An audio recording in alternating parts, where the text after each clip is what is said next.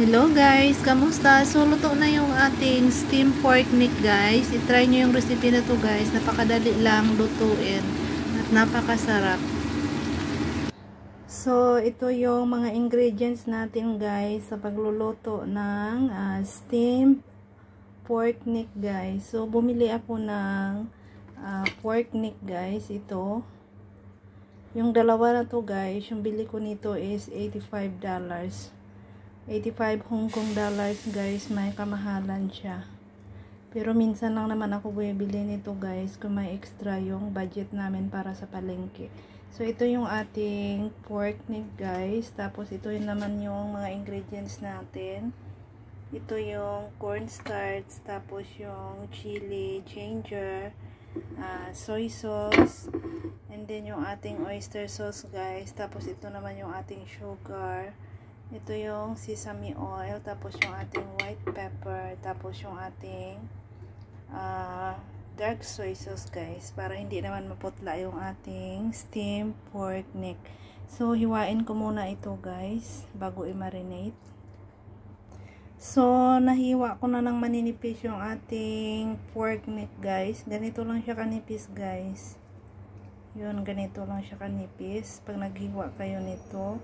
So, i-marinate na natin guys ng light soy sauce. Tapos, lagyan natin ng oyster sauce. Tapos, lagyan natin ng sugar guys. Tapos, lagyan natin ng white pepper. Tapos, lagyan natin ng sesame oil. Tapos, lagyan natin ng dark soy sauce guys, para hindi maputla yung ating steamed pork neck.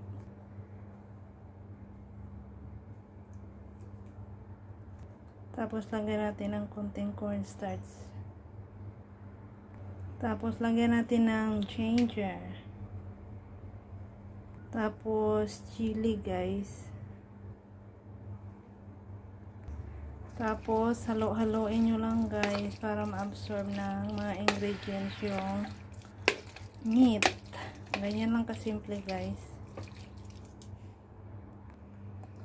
So, na-marinate na natin yung ating pork neck guys.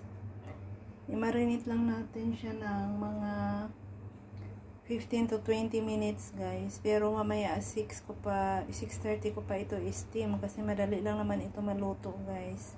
So, see you later guys.